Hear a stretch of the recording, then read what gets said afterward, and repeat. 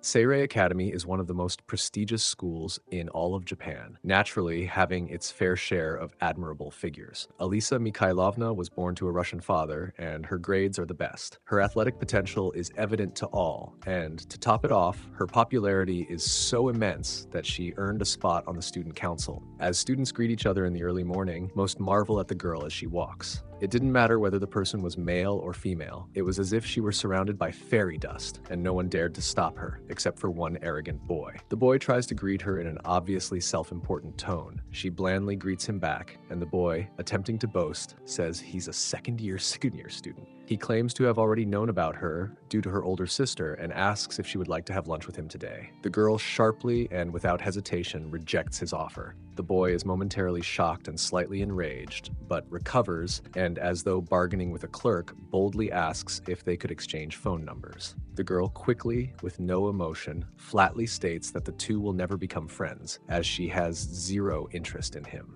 To add salt to his wound, she informs him that his chain is against the school dress code, reinforcing her nickname around the academy as the Ice Queen. Everyone watching the event notes that she has done this with all the boys who tried, but none expected she would turn down one of the most popular boys on campus. They begin to wonder, if he's not good enough for her, then what boy could possibly win her heart? In class, she instantly grabs everyone's attention. At her seat, she speaks in a regal tone to greet her classmate with a "good morning." However, the boy is fast asleep, unable to respond to her. She tries again to get his attention, but is once again met with a snoring boy. Finally, she's had enough and viciously kicks the boy's desk, making him fall over. Before he can recover from the assault on his sleep, the girl scolds him for staying up late last night to watch anime. The boy, named Masachika Kuze, nicknamed Kuze-kun by Alya, confirms her earlier accusation about his hobby. Alya turns away, wondering why he would sacrifice his valuable sleep to watch anime, come to school later than other students, and sleep in class when the designated time is meant for learning. Kuze casually explains his usual anime schedule. He stays up until 1 a.m. to watch the show and then spends 2 hours discussing it with his friends and others on the internet. The girl assumes he must use Twitter to discuss his hobby and calls him insane. Kuze strikes a pose as if he were a great philosopher, declaring that if being insane means having profound respect for art, then he would happily admit to his insanity. Alya dismisses his theatrics, reorganizing her thoughts and deeming him simply stupid. Kuze notices that the girl is particularly sharp with her insults today. As he yawns, she cutely calls him something in Russian, not believing anyone could understand her. When he asks Alya what she just said, she smugly tells him that she said he looks pathetic. The homeroom bell rings, signaling the start of class. Kuze-kun is seen frantically searching for his chemistry book, but realizes he's forgotten where he placed his notebook. Alya comments that this behavior is becoming a habit for him. Kuze then asks the girl if they can share her workbook. The girl, unimpressed, agrees. The two push their seats together and class begins. While the teacher is going over chemistry and the results of elements combining, Kuze-kun is trying to stay awake. Seeing his struggle to stay conscious, our favorite Russian girl stabs him with the butt of her pencil. Kuze yells in pain, jolting upright, which grabs the attention of everyone in the classroom. The teacher, assuming that Kuze's raised hand means he would like to answer the recent question, calls on him. The boy reluctantly gets up to answer the question, though he has no idea what the class is even discussing. While his brain scrambles to process what's written on the board, he turns to Alya, who is pointing her pencil toward a particular answer. Realizing she's trying to help him, he quickly answers, "copper." The teacher immediately refutes the answer and turns to Kujou for the correct response. The girl confidently gets up and demonstrates that she has been paying attention, answering nickel. When she returns to her seat, Kuze is mad that Alya intentionally pointed to the wrong answer to make him look stupid. Alya, however, insists she was just trying to show him what question the class was on. Kuze reminds her that she pointed to question 2, not 8. Alya denies his accusations, calling them lies and slander, but gives him a smug smile. Kuze begrudgingly admits she looks cute, though he knows she's obviously lying. Alya leans in, puts on a cute expression, and calls him something in Russian, making Kuze blush. In his head, he can clearly hear her calling him a cutie. Kuze internally struggles to understand why this girl keeps calling him cute, especially since he clearly understands what she's saying. He explains that he used to hang out with a little Russian girl when he was younger. The two often played together since the girl lived close to his grandparents' house. Even as a child, he was able to pick up Russian from her, just as she picked up Japanese. Naturally, he can now clearly understand Alya when she teases him in her language. He could never have believed that this Russian girl fawns over him, but he's unable to bring it up to anyone except her, as the topic might embarrass her to death. Too troublesome. After class, Kuze pulls out his phone, catching Alya's attention. She scolds him, reminding him that electronics are against school rules, with the only exception being emergencies. The boy claims it's for such a purpose, but quickly reveals he has 10 minutes to roll for a character in his favorite mobile game. Annoyed, Alya snatches his phone and sees the SSR-ranked character Tsukuyomi from Japanese folklore. She questions why the character has silver hair, but Kuze dismisses it as unimportant. Returning his phone, she notes in Russian that her hair is also silver, calling him a cheater. Kuze hears this and blushes. The two then fall into another childish argument, as he's offended that she called him a game junkie. He insists such titles are reserved for the real game addicts, the pay-to-win players nicknamed whales. At lunch, a boy in the cafeteria yells about his bad luck with girls. Both Kuze and another boy ignore him as they can't relate. The pretty boy of the group asks Kuze what he got for lunch, and Kuze calmly replies, "Super spicy Mappo ramen." The group's conversation is interrupted by a big commotion in the school. Many students blush as they see the princesses of the student council enter. Meanwhile, the girls discuss their predicament. Having arrived late to lunch, most of the seats are already taken. Alya is first surrounded by an elegant sparkle. Next is her older sister, Maria Mikhailovna Kujou, who is the secretary, and the calm beauty Suo Yuki as the spokesperson.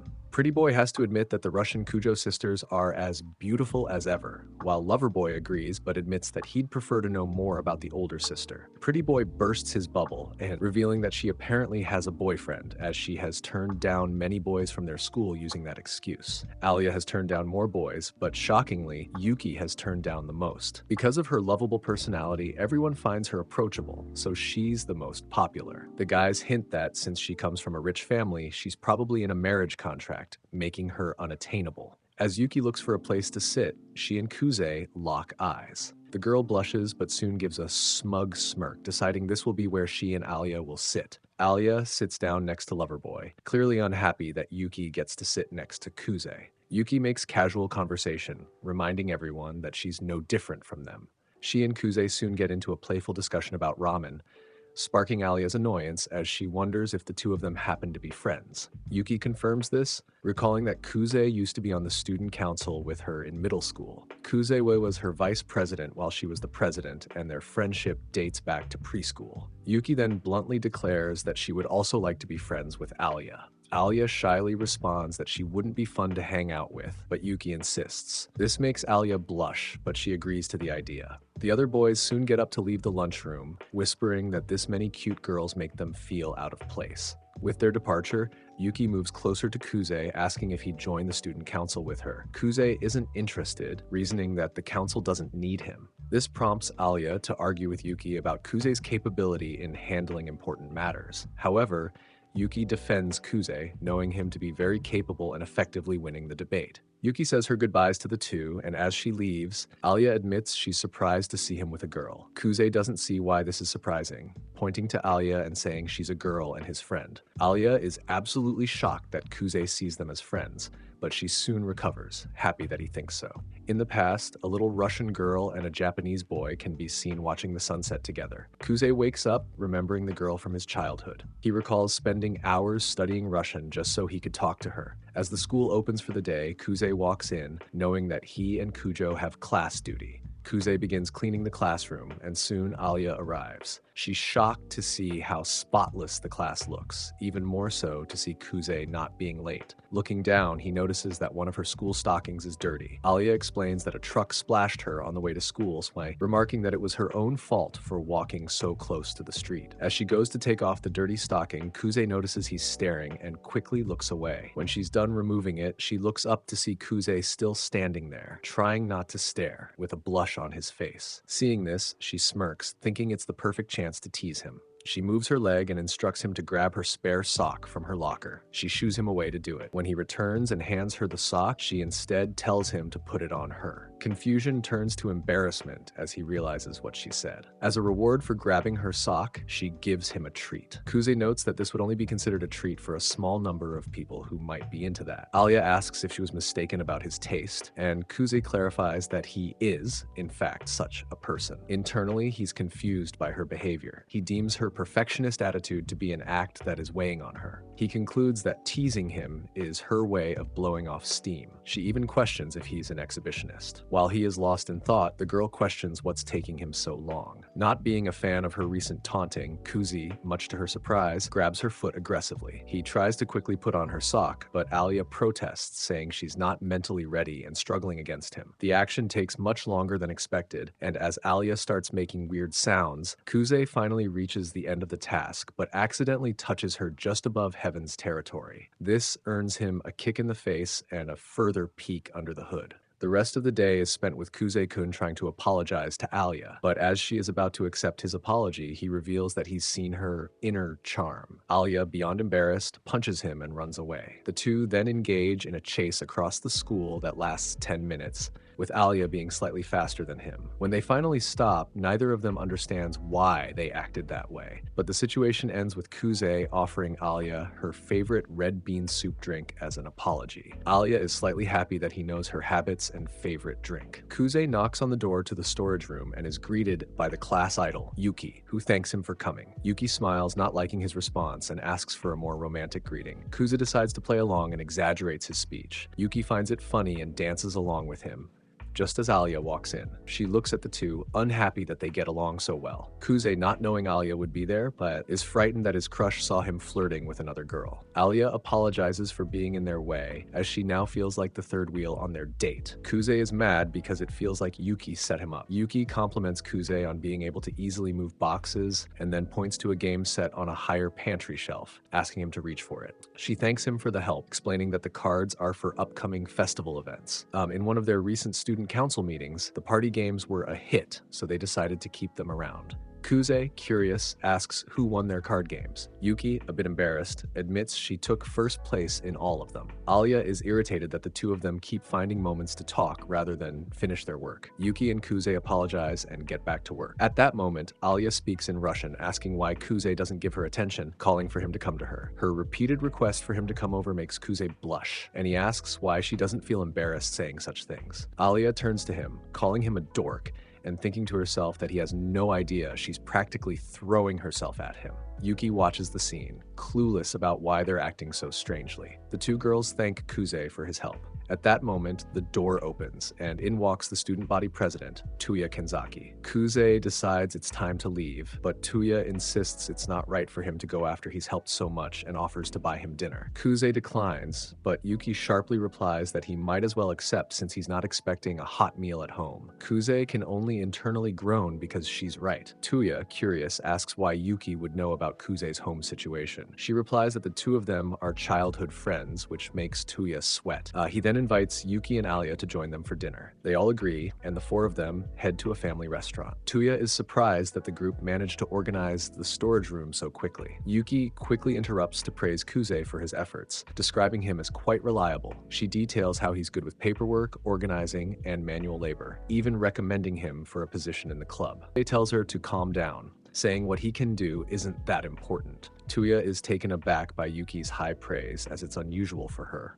He offers Kuze a position in the student council, but Kuze declines, saying he's done it before and isn't interested. Tuya sees that convincing him might be tough, but mentions that the student council could help him get into a university. Even this isn't enough to sway Kuze. Yuki energetically tries to convince him to be her vice president again, but Kuze doesn't like how casually she recommends him, saying she's sure to win the next election with or without his help. Tuya interrupts, stating that he doesn't believe Yuki would automatically win, as Alya could also be a good candidate. Alya confirms she'll be running against Yuki, and the two stare intensely at each other. After finishing their meal, the group splits up to head home. Alya prefers to walk herself home, and they part ways. At home, Kuze notices someone is already there. He isn't expecting this guest and asks why she's there. The girl says she figured she'd just crash there for the night. While reading her manga, she exclaims that the heroine is interested in her older brother. She comments on how obvious it is just by looking at the two of them, calling the protagonist silly for being jealous. Kuze finds this ironic coming from her. When she questions him on why he thinks so, he reminds her that she's pretending to be a childhood friend when she's really his sister. Yuki defends her point, saying that technically they are childhood friends since they read manga together, hang out, and are close. She declares that even though she's his sister, they're also childhood friends. He calls her weird, and she gets in his face, further proving his point. When she turns back to her manga, she is shocked to see the protagonist and her brother together. Kuze doesn't find it weird until she reveals they're making out. Kuze tries to downplay it, suggesting they're probably step-siblings. Yuki grabs him, yelling that it's only better if they're blood-related. The next morning, Yuki roughly wakes Kuze up. He tells her to get off, saying it's wrong and not the right way to wake someone up. Yuki playfully laughs off his comment, joking that it sounds like he's asking her to help him wake up his little Kuze. She decides to get off him, but vows to wait under his bed to grab him when he wakes up. Kuze is utterly confused, not understanding what Yuki plans to be in the future. She then blushes, asking if he got stiff on her. Later, the two go clothes shopping at a local mall. Beforehand, the siblings watched a movie together where Yuki was inspired by the protagonist's relationship, demanding to see it again. But her plans were stopped. Yuki wanted to buy some new cute clothes to embrace summer, but she had spent all her money on anime merch. Kuze looked at the price tag and was shocked to see it cost an arm and a leg, $150. Yuki explained that women's clothing is more expensive due to the length and fabric compared to men's. The two siblings then both agreed that they had been noticing a pattern of silver nearby. Wondering what to do with it, Kuze noticed that Yuki tied her hair back under her school idol disguise. Yuki confirmed this, as she couldn't let Alya see her tomboy side. Yuki gloated as she had unlocked her third eye. In the next moment, while Kuze was praising her brilliance, Yuki called out to Alya. Alya was wide-eyed, not expecting to be caught. Alya said that she had spotted the two a few moments ago and was planning to say hi to them. But the siblings disagreed, saying it had been more than 10 minutes. Yuki decided to ask Alya to join them for lunch. Kuze kept mentioning not to take Alya to their place, but Yuki was insistent on bringing the girl along. Alya was annoyed about not knowing what place they were talking about. Yuki told her that the place served spicy food. In Alya's head, she recalled trying mild curry before and didn't see the issue. Yuki was happy to hear this, as the place in question specialized in spicy ramen. Kuze didn't want Alya to experience unnecessary pain and told her this wasn't ordinary food. It would hurt normal people. Alya grew further annoyed, feeling like Kuze didn't want her to go. When the three arrived at the place, Alya was intimidated by the building. Inside, the three were welcomed and instantly seated. Alya didn't like the few options on the menu, which lacked descriptions of the dishes. Yuki explained from experience how hot each dish was and how painful it felt. Kuze looked away and decided to help Alya by lying and saying he would order the least spicy option since it was his first time. Alya agreed and ordered the same thing. Looking at Yuki's outfit, Alya candidly pointed out that her outfit today made her look like a tomboy. Not recognizing the girl, Yuki laughed this off, saying it was their day off, so why not relax? Alya also pointed out how she and Kuze had come there alone together, which made Yuki smile as she realized how to mess with her. Yuki said, of course, the two of them were together. After all, she and Kuze shared the same bed that morning. This comment made Kuze spit his water out in surprise, and Alya's face darkened. Everyone else in the restaurant couldn't help but stare and watch the scene. Yuki bragged that the clothes she was wearing all came from Kuze. Alya turned and demanded he explain himself. Kuze panicked and blamed Yuki for barging into his house. The three were served their food, and Alya was visibly shaking as she looked at the bubbling broth. Eventually, she couldn't take it anymore and took a bite. Kuze checked to see if Alya was okay, and she lied, saying she was fine. Kuze and Yuki pleasantly enjoyed their meal, but overheard Alya talking in Russian. Kuze saw her crying and reminded her that she didn't need to feel pressured to eat. Kuze continued to hear her crying about how much it hurt and asking for her mother. Yuki wanted to know how Alya was enjoying her meal. Alya lied, saying it was great. Yuki was happy to hear this and offered her a spice mix the restaurant served, which would make it 2 times hotter. With a demonic smile, Yuki tried to convince Alya to use the spice so she could watch her suffer. Kuze tries to stop Alya from adding the spice mix, but she doesn't listen and screams in pain. Yuki leaves the two alone. Kuze, noticing an ice cream truck, offers to buy her some ice cream. While the two enjoy their ice cream, Kuze wants to ask Alya why she's running for student council president. Alya sharply questions him, asking if she needs a reason to do something she wants. She unblinkingly tells him that she's always strived to achieve, as she has high standards for herself. Hearing this, he asks her if she's found someone to be her vice president yet. Alya says it's a small issue that doesn't matter, as she'll run by herself, not needing anyone. Kuze informs her that's against the rules, as she has to run as a pair, with no objections allowed. In Russian, she says she wishes he'd be her vice president. Kuze remembers a girl in middle school crying to her parents after losing. The two finish their treat, and Alya asks Kuze about Yuki. He replies, saying the two of them will catch up later, so he's free. Hearing this, she invites him to go clothes shopping with her. Alya doesn't understand why he's been so nice to her today. She deduces that it's because he's already with Yuki and doesn't see her as competition. She gets fired up and takes some clothes to the changing room. The girl is determined to put on a fashion show for the boy she likes, but she stops, embarrassed that he can probably hear her changing, and tells him to move away. After she feels that she looks nice, she hesitates, as Alya can't handle him not reacting to her. She decides to act like her normal, annoyed self. Kuze and the other girls find her appearance cute. Kuze expertly compliments her, which is a total shock to both of them. Outside, girls comment on how Kuze looks attractive for being with his girlfriend. Alya thinks his skill in complimenting girls comes from Yuki, and she gets mad. For the next couple of minutes, Alya basks in the praise Kuze gives her after every outfit. On the last one, she works up all her courage to give a flirtatious invitation to the boy, but when she steps out, she's met with Yuki's unimpressed face and teasing comment. Alya turns cold, beyond traumatized. Yuki is curious about what the girl is repeating in Russian and asks her brother. He tells her that the girl wants to disappear. Yuki is happy, knowing she's the cause. The three leave and the siblings get off, thanking Alya for a fun day. Once they leave, Alya notices that she missed her stop. After getting home later than expected with her friends, Alya is welcomed by her older sister, Maria Mikhailovna. Maria is upset that her sister won't address her as the older sister. When Maria confronts Alya, she notices that Alya doesn't look pleased. Alya downplays her feelings, not wanting to tell her sister how her day went. Maria smiles knowingly, calling Alya a liar, saying she's not yet able to fool her. Alya pauses but soon turns around. In a sad tone, she admits that she saw Kuze-kun and his childhood friend on a date. Maria is unaffected by her sister's dilemma and instead teases her about this boy.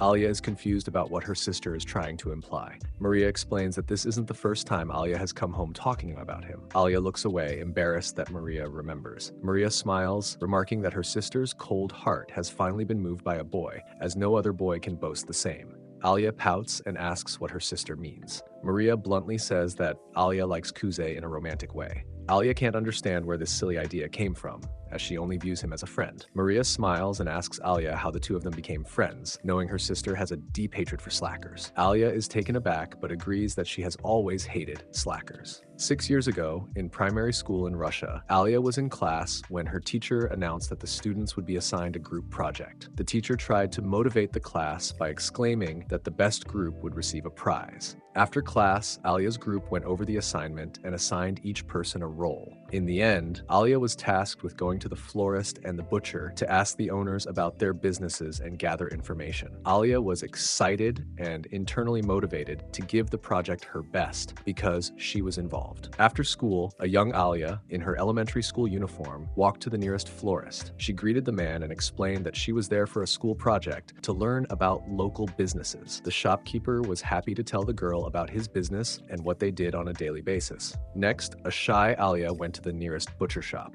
She was scared of the dark place, but managed to complete her task. The following day, Alya asked her classmates how they were progressing on the assignment. The lead kid sweat dropped, apologizing because he hadn't started yet. This shocked young Alya, who couldn't understand why. She insisted that writing up a report takes time and that they needed to hurry.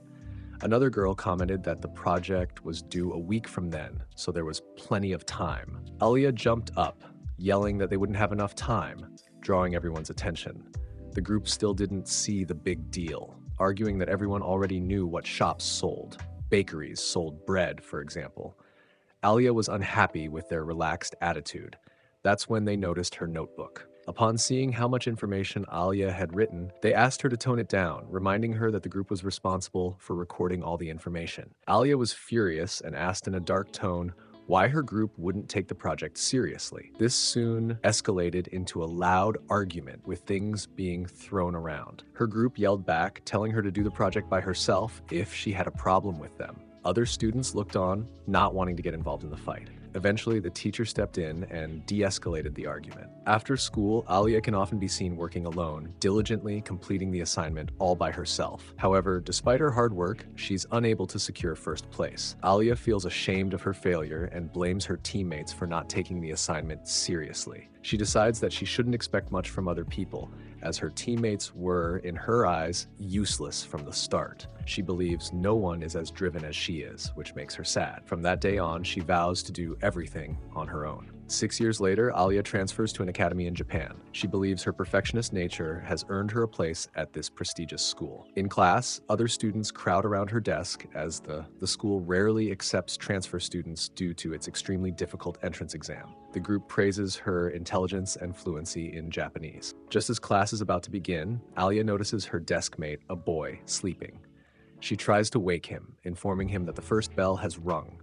The boy wakes up nonchalantly and summarizes that Alya is the top student of their school year, as she delivered the opening ceremony speech. Alya confirms this and politely introduces herself as Alisa, to which the boy responds by introducing himself as Kuze. Kuze soon notices his friends in the same class and shifts his attention away from the transfer student. Over the course of the day, he solidifies his reputation as a slacker, putting minimal effort into his classes, much to Alya's dismay. Eventually, Alya stops thinking about Kuze. Months pass, and the school festival approaches. Her class struggles to gather the necessary equipment for their event, with many classmates unmotivated and complaining about the workload. Alya quietly begins sewing a blanket by herself. Even after class, when everyone else has gone home, she continues working alone. As her new classmates leave her behind, she reflects on how things are repeating themselves. Remembering her life-changing moment in elementary school, she laments how history seems to be repeating itself. Suddenly, the classroom door opens, revealing Kuze. He questions why she's still there. Alya tells him not to mind her, saying she'll go home after finishing more work. Kuze surprises her by informing her that the Handicrafts Club has agreed to sew the costumes for them. He hands her a piece of paper showing he has permission to stay overnight at the academy. He explains that his actions should motivate their classmates, as the boys would likely want to impress the girls. Alya is stunned, unable to comprehend how Kuze managed this. He admits it wasn't easy, as he had to cash in favors from both groups. He reminds her that this plan means she won't have to stay overnight by herself. Instead of being grateful, Alya grows angry. She's determined to make the school festival the best it can be, refusing to lower her standards just because others don't care. Through tears, she questions whether she's been wrong all along. Kuze drops his usual slacker demeanor and answers her sincerely. He tells her she has been wrong, not in her desire for excellence, but in her approach. The festival is about enjoying the process of working together toward a common goal, not striving for individual perfection. Rather than doing everything alone, she should channel her energy into inspiring and leading her classmates.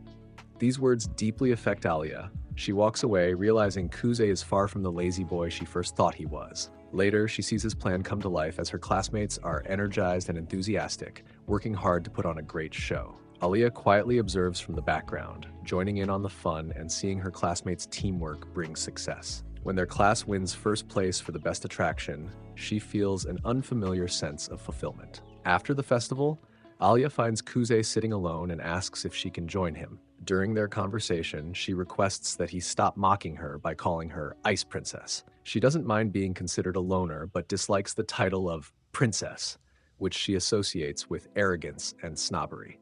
Kuze agrees not to tease her with the nickname anymore. Alya then expresses her desire to repay Kuze for his help. After thinking for a moment, Kuze asks for something simple. He wants to be able to call her by a cool Russian nickname. Alya is confused, as she doesn't consider this a significant request. She reveals that her custom nickname is already Alya, as she's typically referred to as Alisa. She agrees to let Kuze call her Alya, and Kuze is delighted to be the only person at school with that privilege. As he speaks, a group of boys interrupts them, each one pleading for Alisa to dance with them. The boys argue about who should dance with her first, ignoring the girl's earlier statement that she was unable to dance. Before one overly eager boy can touch her, Kuze grabs Alya and tells her it's time for them to have a dance. Internally, she wants to thank him for saving her, and the two spend the night together dancing. Afterward, it's revealed that the episode was nothing more than a flashback Alya was recounting to her sister, Masha. Masha considers this to be the origin of Alya and Kuze's love story. However, Alya doesn't think of Kuze as a lover, but as a friend. Masha can only smile, as this was the same for her and Sakun. The older girl holds a locket of her lover, reflecting on her own experiences. The next day, Kuze is called to the student council office at the president's request. He's informed that Maria asked for him to accompany her that day. She dislikes the formal tone he uses when addressing her, so she allows him to use her custom Russian nickname, Masha. Masha takes his hand and soon looks at him closely. When she gets a better look, she asks for his given name. Masha finds herself staring at him as he reminds her of a boy she once knew. The two leave the council room to go shopping for the club.